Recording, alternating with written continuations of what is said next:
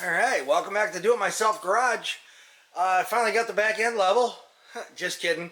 I've got the left side jacked up. I'm going to go under there and play around with the adjustable coilovers a little bit. See if I can get the back end a little more level. This side I'm going to raise up. The other side I'm going to let down just a little bit.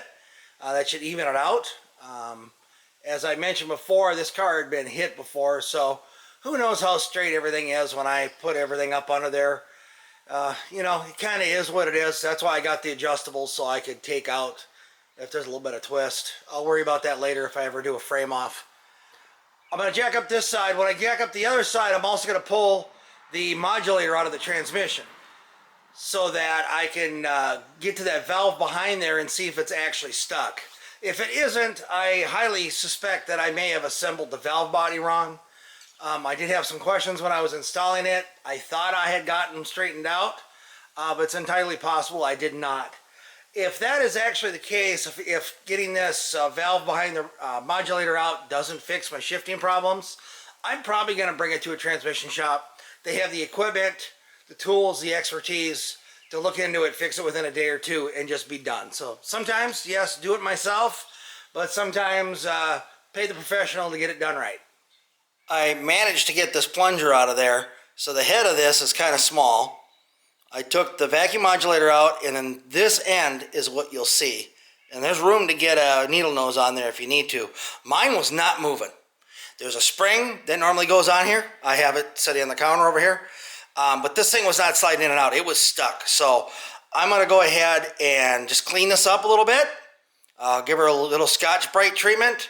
Clean her up really well, put her back in, and see if my shifting works. Alright, so I am going to drop all the fluid out of this transmission. Replacing that vacuum modulator did not work, so I'm going to take the pan off. Make sure the filter's not laying in the bottom. Make sure there isn't anything obvious under there that I missed. And I'm going to replace the detent switch. So here's the thing with the detent, is it does the downshift for wide open throttle. Anyway, if that is leaking, that will cause early downshifts. It will cause it not to upshift proper because it's not getting enough pressure. So that's what I'm going to do right now. And I believe this thing is magnetic and there's absolutely nothing on it, so that's good. Better not be, it's a brand new build. I guess the pan really doesn't hold that much. I mean, it seemed like so much went into the transmission, but a lot of that is because it has to fill up the torque converter, and it had to fill up the coolant lines, all that stuff. So, alright, I got the filter out. There's nothing really to worry about in the pan. There's a little bit of pad material, but I think that's to be expected on break-in. I'm going to replace the filter, replace this gasket with something better because it was leaking like a sieve. But I got under here and I went to go put a wrench on the detent switch, and I'm like, oh, that ½ inch, that doesn't seem to be going on there. It's too loose. The detent switch was loose. I mean, we're talking finger loose. So that probably explains my shifting problem. Apparently this metal gasket's not supposed to go in there either.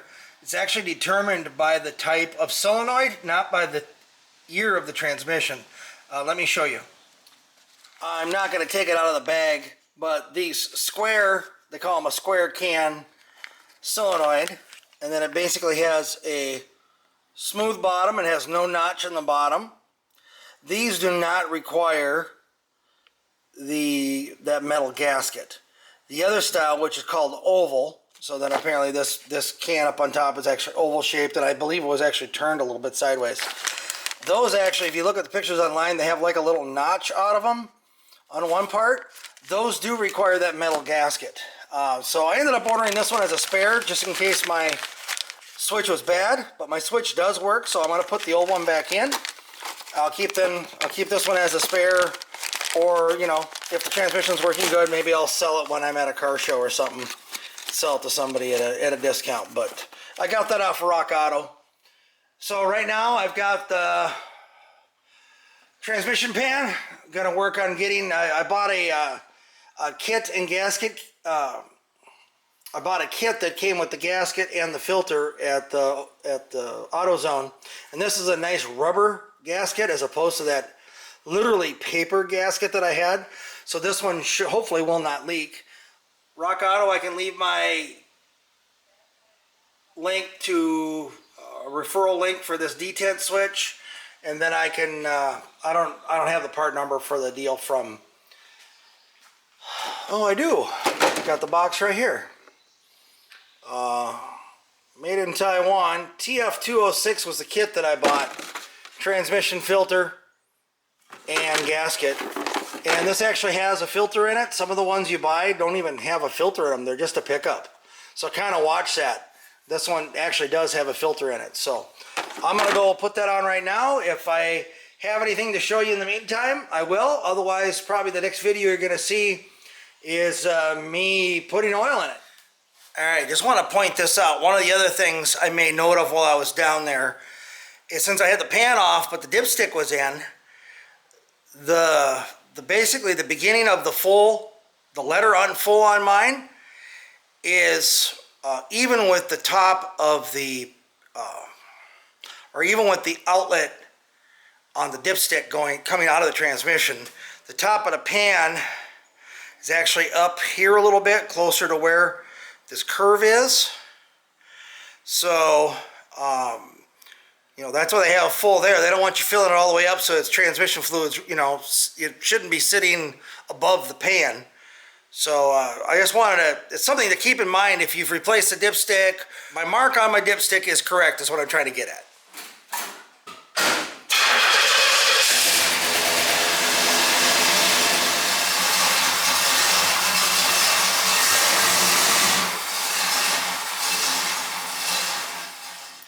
That was an absolutely flawless trip. It shifts perfect. It's not doing the downshift because I didn't hook up the detent switch. I didn't want to throw another variable in there. I've got to run power to the detent switch, switch power, and then run that down to the transmission. And then I'll take it out for another drive and make sure that it does kick down from third to second on command with the pedal. I do know the switch on the pedal is good because I have tested that before, but I just don't have any wires hooked up to it. So that's my next goal, and then I'm going to get the hood put back on this thing now that I know I don't have to pull the transmission out of the car. I am so happy. You can only imagine. Alright, so as I mentioned before, I had forgotten to tighten the detent switch. I did not replace it. I bought a spare just in case this one was not good, but it appears to be okay. For some reason, it was not bolted into place. I must have put it in there, and then, you know, if you watch my videos, I'm like, oh, I'll go look up the torque spec for that. I must have got interrupted and never torqued it. My own fault. Anyway, no harm, no foul. It's got fresh fluid in it. That rubber pan gasket, amazing. It hasn't dripped a drop in the driveway or in the garage the last 2 days that I've been playing around with it. The kickdown switch that I have, the one on the pedal, for some reason it's normally closed. I don't know if it's shorted out inside, but when you push it all the way, it does disconnect. So it's like they put the wrong one in. So I don't know how they did that. I ordered one, and it'll be at the parts store tomorrow, so we should be good. Anyway, that's it for this week's video. I will try to figure out how to do some driving videos, maybe a burnout. I've almost got my mileage in now. I went and drove a whole bunch of miles yesterday and today to try to get my break-in miles in now that my RPMs aren't ridiculous because it's actually shifting into third gear. Cruising around at 65, it feels beautiful. It's doing great. I've been keeping it 65 was the fastest that I went. Been trying to keep it 40 to 50. There's a lot of those zones in town here in St. Cloud, so that's what I've been doing. But she's running great. Got some cleaning up to do. I'm going to have someone help me get the hood back on, because now I know I don't have to pull the engine and transmission again, or at least not the transmission. and I didn't want to put that hood on until I was done messing with all of that. So thanks again for everybody for following along. Hopefully this helped you if you run into an issue on yours. Apparently those detent switches, they can fail open. You can end up with a bad switch that holds it open, and it will cause those problems where it'll stick in first, stick in second, and then won't shift till third until the governor kicks it over. And then the same thing, once you slow down, it keeps downshifting. So if you're having those problems, troubleshoot through. Do like I did, stick to the outside of the transmission first, unless you know for sure you did something silly like I did and forgot to tighten the dang thing. But anyway, thanks everybody, and we'll see you in the next video. Bye.